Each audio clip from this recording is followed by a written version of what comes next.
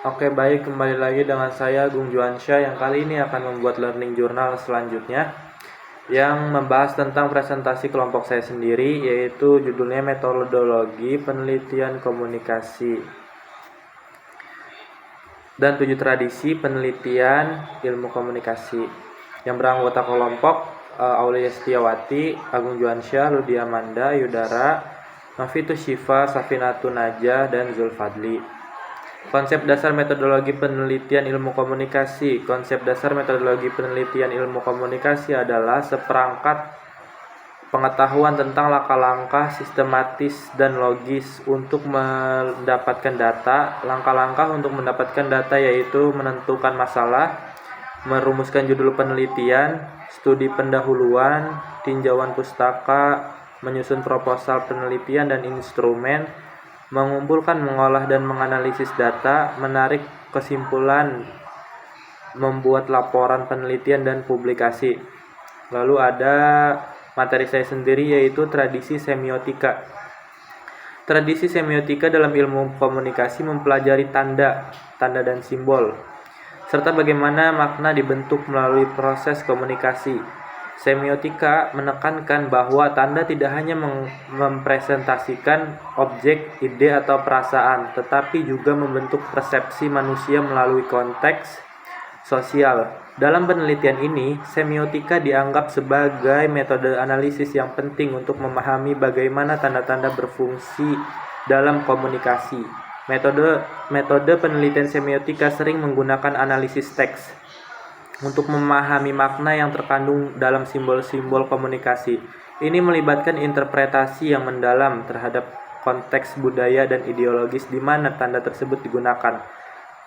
Tradisi semiotika dalam ilmu komunikasi mempelajari tanda. Lalu tradisi fenomenologis berfokus pada pengalaman subjektif individu dan bagaimana komunikasi pendekatan ini berjalan untuk memahami bagaimana individu mengalami dan memberikan makna pada interaksi komunikatif. Lalu berdasarkan pengalaman pribadi mereka, dalam konteks penelitian komunikasi fenomenologi digunakan untuk mengeksplorasi pengalaman mendalam individu terkait dengan fenomena tertentu seperti penggunaan media sosial, interaksi interpersonal. Yang seperti saya sudah jelaskan kemarin ya, contohnya itu ya ketika ada fenomena brain rot. Lalu ada tradisi cybernetika. Cybernetika merupakan tradisi sistem-sistem kompleks yang di dalamnya banyak orang saling berinteraksi, mempengaruhi satu sama lainnya. Sehingga teori-teori dalam tradisi ini menjelaskan bagaimana proses fisik, biologi, sosial, dan perilaku bekerja. Gagasan utama tradisi ini adalah melihat komunikasi yang merupakan sekumpulan elemen yang berinteraksi yang membentuk golongan yang lebih dari kumulatif. Lalu contohnya itu pola kepemimpinan seorang ayah atau suami dalam keluarga. Lalu yang kedua, proses umpan balik atau feedback. Lalu gangguan atau noise. Tradisi sisi psikologis ini merupakan kajian mengenai individu sebagai makhluk sosial yang berasal dari kajian psikologi sosial. Teori-teori dalam tradisi ini berhadap pada perilaku sosial individu, variabel psikologis, efek individu kepribadian, dan sifat persepsi serta kognisi. Lalu adalah tradisi sosiopsikologis. Gagasan utama tradisi ini bagaimana membongkar proses komunikasi yang berawal dari individu-individu yang terlihat dalam aktivitas komunikasi, contohnya pengaruh media sosial, pengaruh media massa, pengaruh budaya, dan pendidikan. Ada pula contohnya yaitu pemanfaatan cybernetika. Contoh penelitiannya pengaruh media sosial terhadap pembentukan identitas diri. Lalu ada tradisi sosiokultural. Tradisi sosiokultural